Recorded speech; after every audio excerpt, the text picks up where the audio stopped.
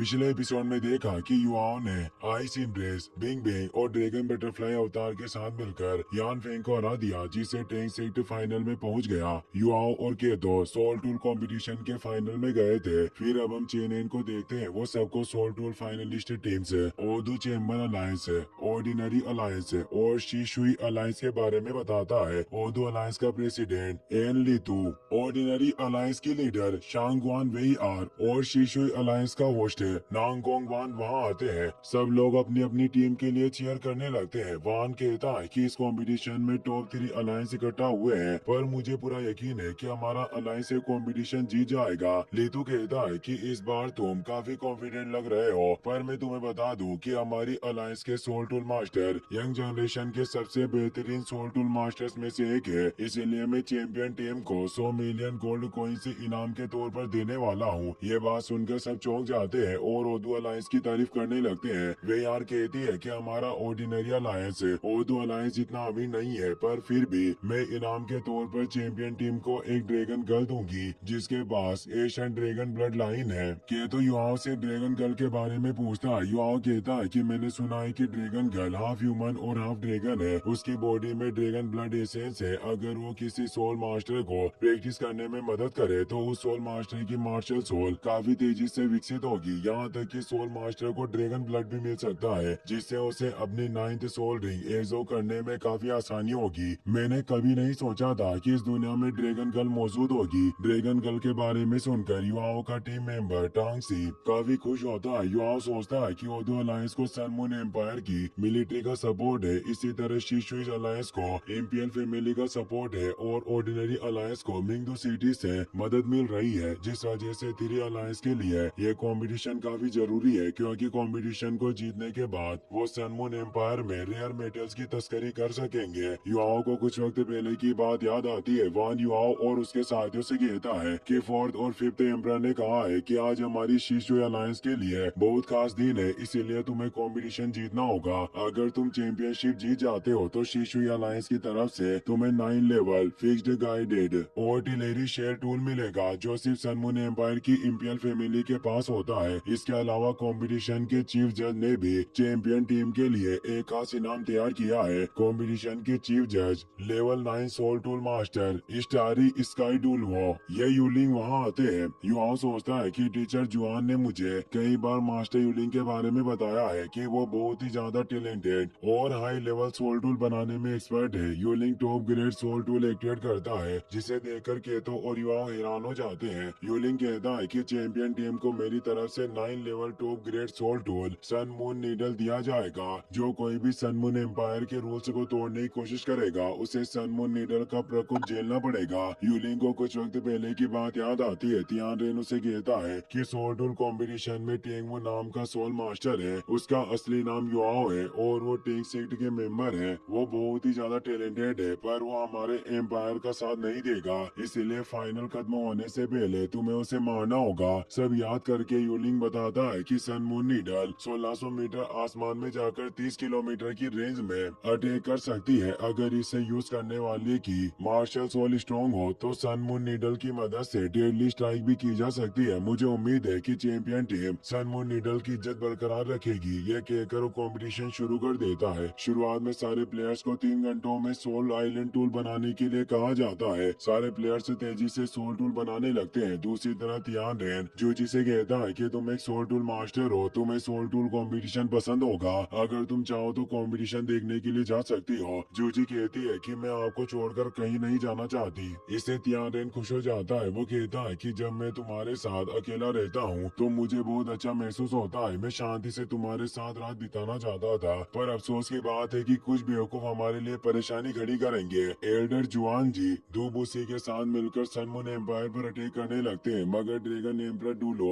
लोंग Shao याओ उन्हें रोक देते हैं। दूबूसी कहते हैं कि मुझे यकीन नहीं हो रहा है कि ग्रेट ड्रैगन एम्परर डूलो अपनी रेपुटेशन को भूलकर किसी के ऑर्डर मान रहे हैं। क्या आप अपने प्राइड को भूल गए? शाओ याओ कहते हैं कि तुम्हारा भाई दूबीसी मु एन से फाइट करते हुए मारा गया। तुम उस बात को भूलकर श्रेक एकेडमी के साथ मिल गए। क्या तुम्हें ऐसा नहीं लगता कि मुझसे ज्यादा तुम गलत कर रहे हो? दूबूसी कहते हैं कि मेरा body sect heavenly soul empire का गार्डियन सेक्ट है और एक वक्त पर आप भी हेवनली सोल एम्पायर एम्पायर के मेंबर हुआ करते थे। आप जानते हैं कि सन मून एम्पायर वॉर शुरू करना चाहता है, पर फिर भी आप उनका साथ क्यों दे रहे हैं? शाओ याओ कहते हैं कि सबकी अपनी डेस्टिनी होती है और मुझे नहीं लगता कि ये सब बातें करके कुछ ठीक होगा, इसीलिए तुम जुआन जी के साथ मिलकर मुझ पर अटैक करो। इससे गुस्सा होकर दुबुसी और जुआन जी अपनी सोल रिंग से एक्टिवेट कर लेते हैं। शाओ याओ भी अपनी सोल रिंग से एक्टिवेट कर लेते हैं। दुबुसी और जुआन जी साथ मिलकर शाओ याओ से फाइट करने लगते हैं, जिससे सन मून एम्पायर के ऊपर काले बादल छा जाते हैं और बिजलियां कड़कने लगती है। शाओ याओ कहते हैं कि तुम दोनों साथ मिलकर भी मुझे चोट नहीं पहुंचा सकते, तुम मेरा मुकाबला करने के लायक नहीं हो। इससे गुस्सा होकर जुआन जी गोल्डली ताओती बुल में ट्रांसफॉर्म हो जाते हैं। दुबुसी भी अपनी गोल्डन लेवल मार्शल सोल को एक्टिवेट करके जुआन जी के साथ मिलकर शाओ याओ पर अटैक करते हैं। तियान रिन कहता है कि मैं बिना किसी शक के साथ कह सकता हूँ कि इस वक्त सीनियर शाओ याओ से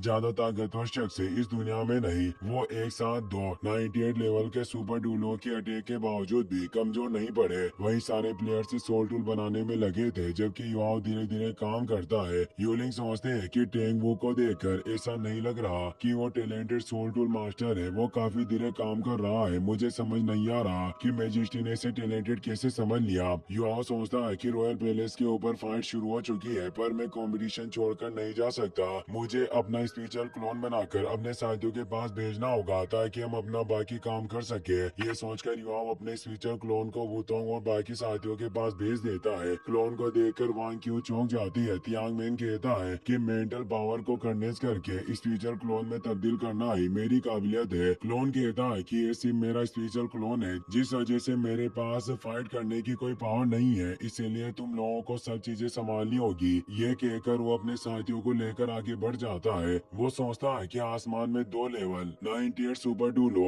और 1 लेवल 99 पिक डूलो के बीच फाइट चल रही है। अगर मुझे ये काम पूरा नहीं करना होता तो मैं करीब जाकर उनकी फाइट देखता। क्लोन अपने साथियों को बताता है कि चेन एन के साथी का पीछा करने के बाद सीनियर ब्रदर संशी को एक वेयर हाउस के बारे में पता चला। मैं यकीन के साथ कह सकता हूँ कि तस्करी किए गए सारे रेयर मेटल्स वही होंगे। ये बताते हुए वो वेयर हाउस के करीब पहुंच जाते हैं और छिपकर देखने लगते हैं। वेयर हाउस गार्ड लॉर्ड ली से कहता है कि रॉयल पैलेस पर खतरा मंडरा रहा है, जिस वजह से मेजेस्टी सारे गार्ड्स को पैलेस पर इकट्ठा कर रहे हैं। अगर आपकी इजाजत हो तो हम भी पैलेस पर चले जाते हैं। लॉर्ड ली कहते हैं कि तुम्हें फिक्र करने की जरूरत नहीं, तुम रॉयल पैलेस पर जा सकते हो, मैं यहाँ रुककर वेयर हाउस को गार्ड करूंगा। गार्ड वहाँ से जाने लगता है। लॉर्ड ली उसे रोककर उसके कान में कुछ कहता है। युवाओं अपनी मेंटल डिटेक्शन स्किल की मदद से उनकी बातें सुन लेता है। गार्ड्स वहाँ से चले जाते हैं और लॉर्ड ली भी वेयर हाउस के अंदर चला जाता है। क्लोन कहता है कि लॉर्ड ली ने गार्ड को यहाँ से भेज दिया। मैं यकीन के साथ कह सकता हूँ कि वो इस मौके का फायदा उठाकर रेयर मेटल से चुराने के बारे में सोच रहा होगा। वो तो कहती है कि अगर लॉर्ड सी रेयर मेटल से नहीं चुराता तो हमारे लिए काफी परेशानी खड़ी होती और हमें भी मेटल से चुराने में मुसीबतों का सामना करना पड़ता।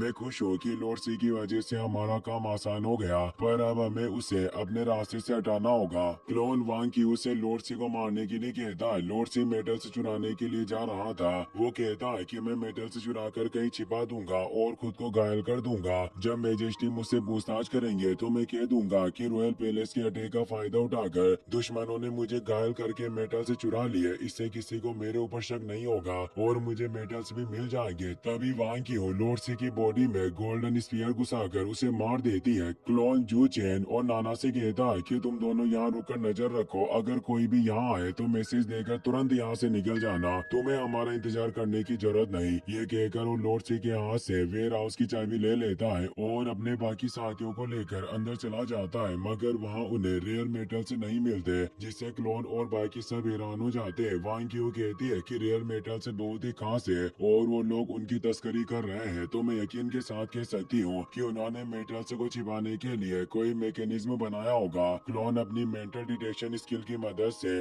आसपास देखने लगता है और उसे सीक्रेट रूम मिल जाता है। क्लोन ईडल रूम को अनलॉक करके अंदर चला जाता है, पर वहाँ गेट पर लॉक लगा हुआ था और लॉक खोलने के लिए कोड की जरूरत थी। क्लोन ने लॉर्ड सी की बात सुनी थी और उसे कोड पता था। वो वुतोंग को कोड बताकर गेट अनलॉक करवा देता है और सब आगे बढ़ जाते हैं। दूसरी तरफ सोल रूल कॉम्बिनेशन में सारे प्लेयर्स सोल रूल बनाकर क्रिस्टल पर कोर एरे बनाने लगते हैं। यूनिंग सोचते हैं कि सारे प्लेयर्स कोर एरे इनग्रेव कर रहे हैं, सिर्फ टेंग वू ही अभी तक सोल टूल के पार्ट से जोड़ रहा है। तभी होली स्पिरिट चर्च की डेप्यूटी लीडर वहाँ जाती है। वान उसे रेस्पेक्ट देकर कुछ बताने लगता है। डिप्यूटी लीडर को देखकर युआओ चौंक जाता है। वो सोचता है कि ओनली स्ट्रीट चर्च भी कंपटीशन में शामिल हो गया। अब मुझे जल्दी सब खत्म करना होगा। ये सोचकर वो जल्दी जल्दी सोल टूल बनाने लगता है। इसी के साथ ये एपिसोड यहीं पर खत्म हो जाता है।